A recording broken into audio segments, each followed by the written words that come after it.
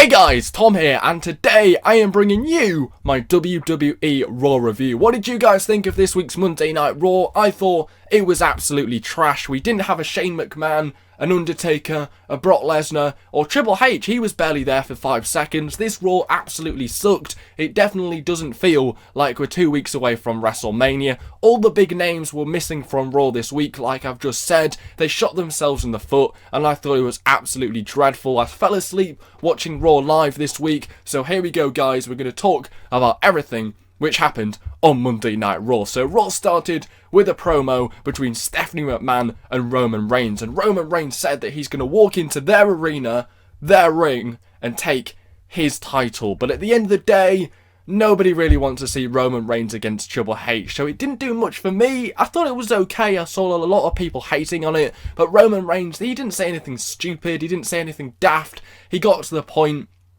he said what he wanted to say, and it wasn't too shabby. But at the end of the day, it's another kind of boring promo which started Monday Night Raw. I think the match which should have started Monday Night Raw was Kevin Owens against AJ Styles, because Kevin Owens against AJ Styles happened after this, and it was bloody awesome. This match was easily one of the best Raw matches we will see all year. It was two professional wrestlers, and it felt like they were trying to give each other a lesson. It was like as if they were trying to teach each other who was the better wrestler in the ring. They hit each other with everything they'd got and more. It was amazing. This match was absolutely awesome. It should have started Monday Night Raw. Forget about that promo between Stephanie and Roman Reigns. This should have started Raw. It was freaking insane. It was given about 20 minutes. It was given plenty of time. It was exciting. This is exactly what I want to see on the road to WrestleMania. The only annoying thing about this match was that Chris Jericho interrupted at the end of the match, and it kind of had a similar finish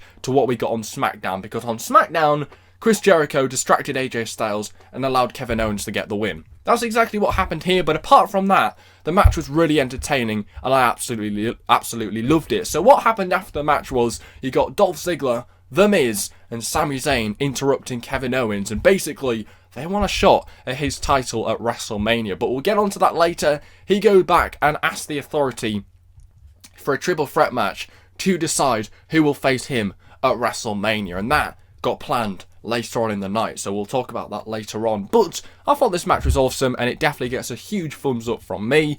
The next match, we got Big E defeating Rusev. I thought this match was pretty awesome. It was definitely one of Rusev's better matches. I'm not really a Rusev fan, but I thought this match was actually pretty good. I really liked it. Two big guys, very entertaining, very athletic in the ring, and put on a really good match. So at the end of the day, Big E defeats Rusev, and it builds their match for WrestleMania between the League of Nations and the New Day. Honestly, that match at WrestleMania, it doesn't feel like a WrestleMania worthy match, but I think we just have to suck it and get on with it. And at the end of the day, they put on a good match here, so why can't they put on a good match at WrestleMania? I thought the ending towards this match was really good as well, because you had Big E do a spear to Sheamus on the outside, Kofi kicked Rusev in the head with a very athletic spinning heel kick, and then Big E hits the big ending on Rusev for the win. I thought all that at the end was amazing. Really liked this match. The promo before the match by the New Day was okay. I know they've now officially turned babyface. I'm not sure I like it. I think their promo on the League of Nations was a bit cheesy, where they said, "You are trash." I thought that was a bit cheesy. I think the whole great thing about the New Day when they were heel is that they can say what they want. They're rude, but they sort of get away with it. But when they're babyfaces, they sort of obviously have to pander to the crowd a bit more. It's a bit more PG. It's a bit more down to earth, a bit more, you know what I mean? I think when they were heel, they're a bit more rude. They can get away with things. They can say what they want. And I think the whole funny thing about the New Day is they say what they want and they get away with it. But when they're baby faces, they sort of have to be a little bit more nice and a bit more cheesy and a bit more obvious with what they're doing. I'm not really sure if this whole babyface New Day is better. I think it's probably a lot worse, but we'll see how it works at WrestleMania. If it means they get the win at WrestleMania, then I'll be happy, because I think the New Day are awesome, whether they're face or heel. But I think I prefer their heel promos, because I wasn't too impressed with this promo on the League of Nations. I thought it was a bit cheesy. I didn't laugh. I usually laugh at the New Day. It definitely wasn't one of their best promos. It felt a bit forced to me. But the match between Big E and Rusev was really good. so I'm not going to take anything away from that. Then we got a Big Show promo about the Andre the Giant Memorial Battle Royal. He was interrupted by the Social Outcasts, and then pretty much Kane, he eliminated everybody from the ring and ended up chokeslamming Big Show from the top turnbuckle onto the ring. At the end of the day, this doesn't do anything for me. The Andre the Giant Battle Royal is going to be on the pre-show anyway. The Social Outcasts are absolutely annoying. Why they're still getting TV time, I have no idea. Why Big Show and Kane is still getting TV time in 2016, I have absolutely no idea. So this did absolutely nothing for me. We haven't seen Kane for months. He turns up and then just clears the ring. Who cares? It's only the Social Outcasts. I thought this was a big waste of time, and now apparently Big Show's a babyface again. Ugh, this was just a huge waste of time. Nobody gives a shit. We'll swiftly move on. Apparently, we now have Chris Jericho against Fandango, and I thought this match was way too short because obviously AJ Styles came out straight after it started. But at the end of the day, I think this match could have had some great potential. They had a match at WrestleMania. What we saw of it, I think we had like 20 seconds before AJ came out, was actually pretty good. But we haven't seen Fandango for months, so why are we supposed to get behind him in this match? Where's he been? We had no explanation for this. Apparently we're supposed to get behind him here. Who cares? We haven't seen him for months and now he appears out of nowhere. No explanation. Who cares? It's Monday Night Raw, but Chris Jericho defeats Fandango. AJ Styles comes out in a similar fashion to try and distract him, and Chris Jericho ends up getting the win here. So that sends a message to AJ Styles, sets up a match for WrestleMania, and it gets confirmed when AJ Styles asks him for a match and Chris Jericho accepts. But we've seen them have a match about 3 times already, so who wants to see it again at WrestleMania? Yes, it will be a good match, but is it really a WrestleMania moment when we've seen it all before? Not really, so I really didn't care about this. Then, swiftly moving on, we got Stardust versus Zack Ryder versus Sin Cara. I think what Kevin Owens did here was quite funny. He trolled us. He was like, oh, we've got a big movie star from Hollywood. Stardust comes out. Then he says something about Zack Ryder, who has been around for years but still wears kids' clothes. Zack Ryder comes out.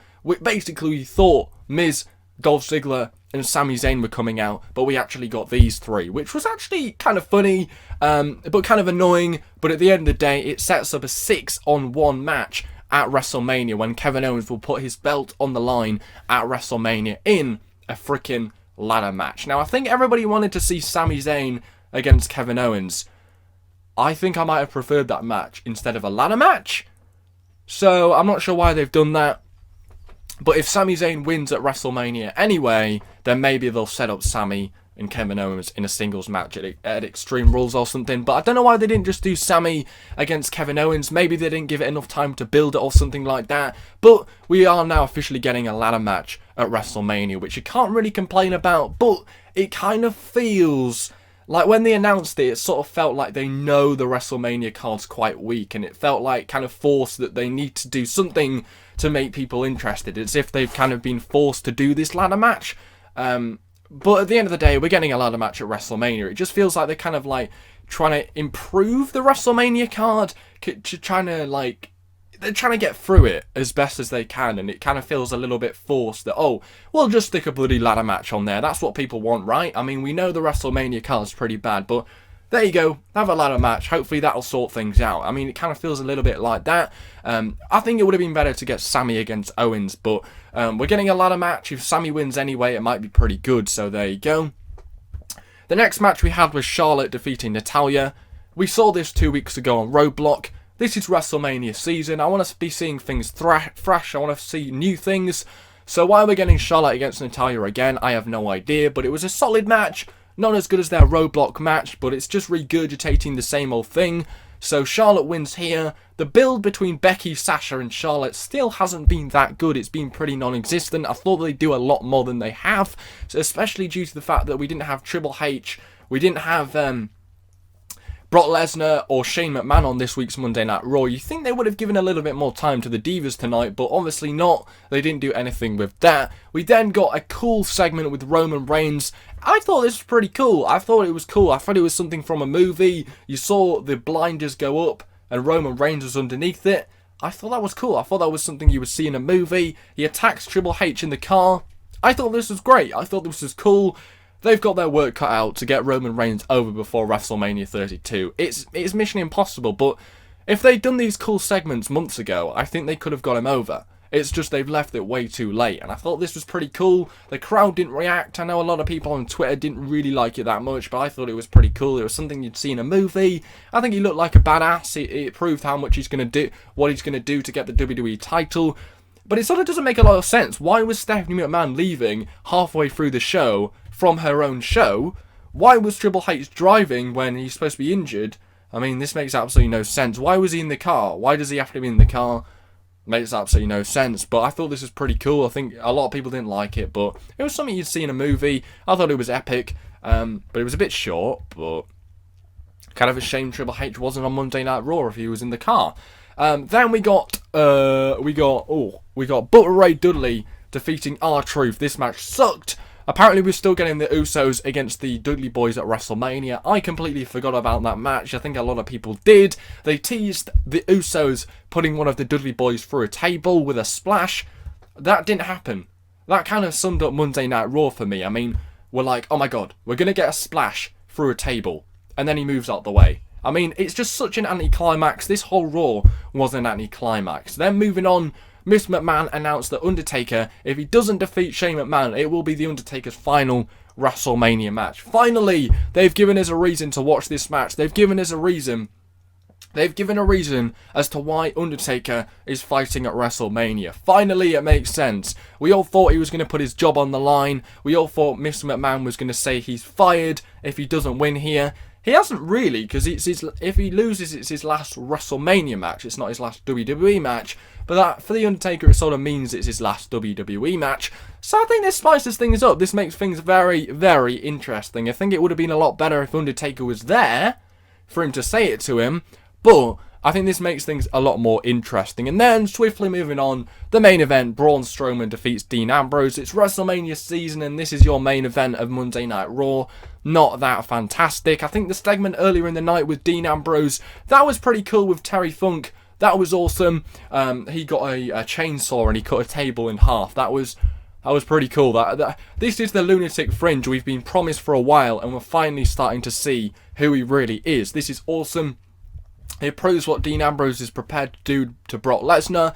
I understand why they did this match. I mean, Braun Strowman, he's got a similar build to Brock Lesnar. Obviously, he's not as good as Brock Lesnar, but it gives sort of like a foreshadowing as to what might happen to Dean Ambrose when he faces Lesnar at WrestleMania. So it makes sense, but is that really a main event worthy match? Braun Strowman in the main event of Monday Night Raw? Not really. This match was okay. It wasn't anything too impressive. It never is going to be when you've got Strowman in the ring. Braun Strowman defeats Dean Ambrose when Dean Ambrose hits him with a chair. I thought this was okay. The little interlude after the match with the chair was quite cool. Nice to see Dean Ambrose with a chair and doing his business.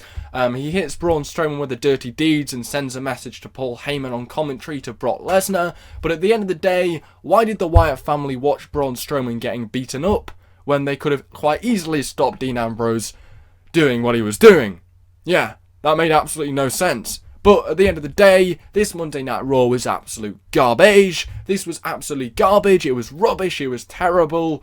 Oh, this doesn't feel like WrestleMania season. It's never going to feel like WrestleMania season when you've got 3 big names, maybe 4 big names, not really making an appearance on Raw. Where was Lesnar? Where was Taker? Where was Shane? Where was Triple H, really? I mean, this was absolute trash. I mean, you've got matches like Bubba versus R-Truth. Goldust makes the save. Who gives a shit? That's not WrestleMania season for me. Charlotte against Natalia. Seen it all before. Braun against Dean Ambrose in the main event. Absolute garbage. Jericho, Fandango. Seen it all before. We haven't seen Fandango for bloody months. Yeah, it's just absolute trash. This was, oh my god. Anyway, I'm going to give Raw this week a 4 out of 10. Fucking low score, but there you go. Thanks for watching, guys. Take care. Spike yeah.